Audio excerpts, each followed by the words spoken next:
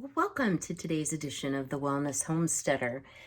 So, once again, I'm in the kitchen, and if you watched my earlier video where I made potato soup, I'm still working on getting rid of the overstock of milk that I had. So, what I've done is I have placed half a gallon of milk in my heavy enamel coated cast iron stock pan, and I'm just slowly going to warm that up over medium-high heat. So what we're going to do today is we're actually going to make some cottage cheese. So this milk is not organic. It does have vitamin A and D. It is 2%. You can do this with any type of milk, even skim milk or fat-free milk or whole milk, which I'm sure would be delicious. It's so simple, and in full disclosure, I have not made this before, so if it's a disaster, you'll never see the videos, so I'm not terribly concerned about videotaping it. But the first thing you want to do is you want to put your milk into a heavy pan. You want to attend it, so you don't want to go off and do something else, because you don't want that milk to burn or scorch on the bottom of your pan. You're aiming for 120 degrees. So because I soap, I have a digital thermometer where you just stir, and I'll show you how this works. So it's only 62 degrees, so I just got it out of the refrigerator. So we're aiming for 120. If you don't have a digital thermometer, I pulled out my candy thermometer. You could certainly use that. Or, and I watched, I don't know, like 50 videos on making cottage cheese. A lot of people said if you don't have a thermometer, you just want it to feel like very warm bath water, so stick your finger in it. Because this is the first time I made it, and I don't know how particular the temperature is going to be, I'm going to use my digital thermometer just to ensure that I am getting an accurate temperature and have the best success for cottage cheese to come out. So I've told you I love cottage cheese. I like it with fruit, and I also like it savory. Probably my favorite way is with tomatoes. So I pulled out, I don't have very much left, I pulled out my Great Value brand 1% low-fat cottage cheese. So this is actually going to be 2%. And I looked at the ingredients, and you know, it would be so lovely to be able to obtain everything completely organic and hormone and antibiotic free, and but from a practical standpoint, I just simply cannot afford to do that. So I went for cheap. This was like $1.38. It wasn't expensive. But then I looked at the ingredients, and it has cultured pasteurized skim milk, whey protein concentrate. And for those of you who don't know what whey is the yellowish liquid that separates out of a milk product. So when you're making yogurt, if you've ever made homemade yogurt, you're separating the whey. And depending on how dry you get that yogurt or how much whey you take out, you will either create regular creamy yogurt, or you can create a thicker Greek yogurt. So it's not that whey is bad. I just kind of wonder like how they processed it. Cream, that's good. Salt, modified food starch. Certainly not a non-GMO product, and I kind of wonder how they modified it. Potassium hydroxide, potassium sorbate, which is a preservative, carbon dioxide, which is a preservative, color, guar gum, carrageenan, which I know is also a colorant, locust bean gum, phosphoric acid, vitamin A, palmate, and enzymes. So it's got like a whole load of stuff. And when I started looking into, I would love to make like all sorts of cheeses, but that's like a whole nother process where you have to use a product called rennet to turn milk into cheese, just to oversimplify it. You can make soft cheeses on the top of your stove. So this is a cottage cheese. You can also make ricotta cheese that way. So I thought, you know what, why not give it a try? I think it will be a great addition to my refrigerator that at least has less additives, even though the milk is not organic. So I'm wondering how you all are doing with the change of weather. If you live in a state that is having fall or fall-like weather. I just ran outside because it's been raining off and on for 2 days here. And we're actually forecast to have 2 more days after today of rain, which we desperately need rain. I feel bad for farmers who are trying to get crops in because it's not very conducive weather for crop harvest. But I have already gotten 1.25 inches, and we are not even done for the day, plus the 2 days coming. So I am so thankful that even though I did not want to do it at the time I did it, I buttoned up my outside. I got everything ready because I knew that we had forecasted to have a hard freeze, which we did have a pretty good freeze actually. So everything's out of the garden and all of my outdoor furniture is put away. So I'm pretty good to go for the remainder of the season. So let me just check and see how we're coming along. We're up to 91. So just to share a funny thing with you all.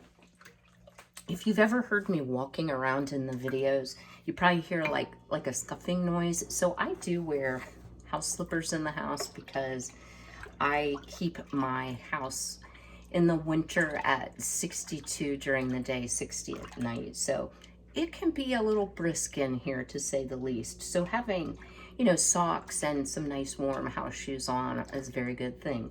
So I had to go out and get the mail this morning. And, you know, I took like 3 steps and I'm like, what? My feet were all wet. So let me share with you, because this is just too funny not to share. Overly frugal Kim. So can you see all of the holes in my house slippers? So even though they're rubber bottomed, the water was coming through, and I knew that they were kind of on their last leg. So on Amazon Prime Day, I found a really cute pair of slippers, leopard no less, I like animal prints, that I've ordered, and they're supposed to come today, so just in the nick of time. So I'm excited to get that. So I'm just continuing to stir. And a couple of you have asked about my cookware. Where do I purchase my cookware? So this particular skillet or pot, let me hold it up this way, is Lodge. So even though it's cast iron, it is enamel coated. I use this constantly. I am amazed at how much good I have gotten out of this. And as I've said in previous videos, if you care for your cast iron properly, I have cast iron skillets that were my grandmother's, who was born in 1898. So they will last you a lifetime. And I'm interested to know, would you like to see a video on how I care for my cast iron? And if so, I will put a video together. Okay, that was from the last video. That's too funny. I'm doing 2 videos in a day today. Okay, so we're up to 109, and just for the fun of it. Yeah, I mean, it feels warm, but it's not super, super warm. I'm a person that loves to have extremely hot food. I like my hot food hot, my cold food cold. And I love good hot coffee so that it's almost too hot to drink. So my hands, since I do so much cooking and cleaning, gardening, are pretty tough, and I may not be feeling the temperature as much as an average person would feel. So let's see where it seems to be rising pretty quickly. Yeah. Now we're up to 115, so we're almost there. So you don't want to boil your milk, you just want to scald it and get it warm so that the chemical reaction, I guess you would call it, that takes place to make the cottage cheese requires the milk to be hot. So what we're going to add to this is just plain old white distilled vinegar. So I buy it in the gallon because I use a lot for canning. I also use it for cleaning. I am still making my vinegars, and I tasted them this morning, and let me just hold, this is the blueberry. Such a lovely color, and let me tell you, they're really, really starting to taste like vinegar. I did not taste the rose one, but it smells amazing. So I'm very excited to give you some feedback when I can actually use those. And I think I've said this before, they should be ready around Halloween. The rose vinegar actually did separately, so I may let that go a couple extra days because it's still, when you stir it, has a lot of bubbles. Okay, I'm just yapping away. So there, we got it. We are hot enough. So I'm gonna remove this from the heat. And let me grab a trivet, and I'm going to swing you around and show you what I do next. So hang tight. All right, well, we are over here now on the trivet, and I am going to add my white distilled 5% acidity vinegar to my milk. And you want to do this slowly and gently, because what you don't want to do is break up the curds. I love large curd cottage cheese, but usually, and I'm just going to move this really slowly, and then I'll zoom you in so you can see. Oh, it's already cottage cheesing. Usually the large curd cottage cheese is only available in the higher fat versions, and I've tried to stick with low fat as much as I possibly can. And even though right now I'm concentrating on trying to, oh my God, and lose some weight, I will say, I really want this to be more of a lifestyle change for me. So I don't just want to diet and then go back to my old eating habits, because I know that isn't going to be healthy. So as much as I love things like butter and gravy, I miss gravy like so much. I haven't had gravy since July. And so for Thanksgiving, I will be doing a Thanksgiving dinner at my mother's. We are having gravy, so that will be my first foray back into gravy, and I hope it tastes as good as what I think it will. So just to, let me kind of rearrange things here. Hold on.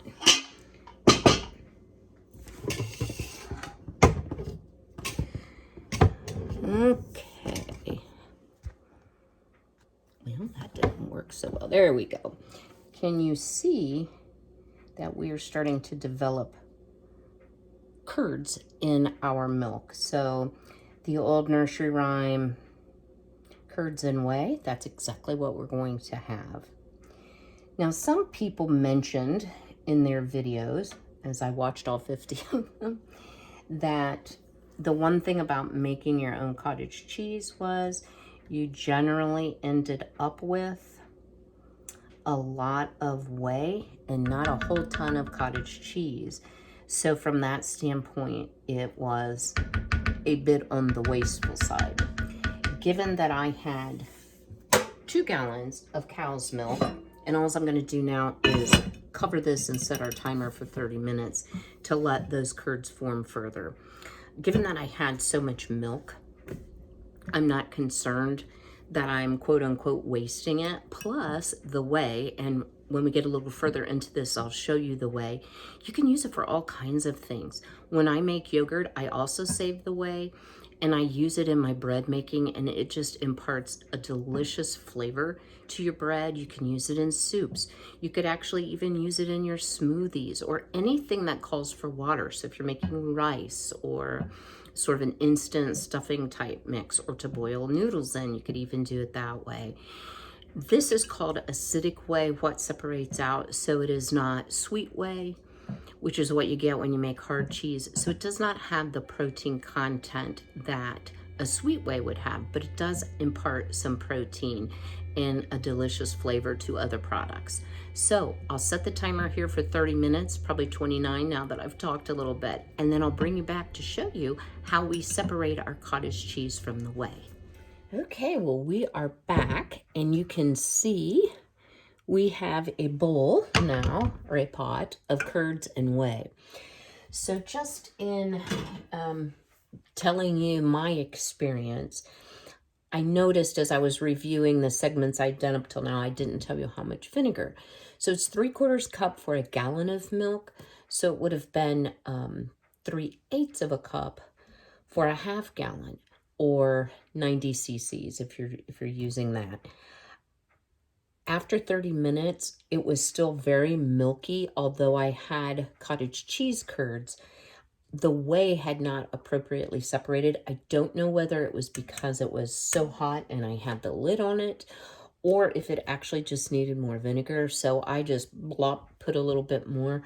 So I would say I used more like half cup of vinegar for a half gallon of milk. So now what I am going to do over here, and you can see in the sink I have a colander covered with a real thin linen tea towel, flour sack towel. And then in the sink, a great big bowl. It's more than a gallon bowl. And I am going to dump all of this lovely curds and whey into the bowl. So you can see now we have lots and lots of cottage cheese globs. And there's a nice shot. You know, they're not quite as defined. It's a little bit softer than store-purchased cottage cheese, but I know that this is going to taste delicious and actually be healthier without all the additives. So it takes a little bit for this to drain. I noticed in all of the video reviews that I did, some people would squeeze their cottage cheese, and I don't want to do that. I want it to drain naturally, because if you squeeze it really, really hard, you're going to actually compress all of those curds into a more like a soft cheese, more like a ricotta, rather than a cottage cheese. So I may have to actually drain off some of this lovely whey.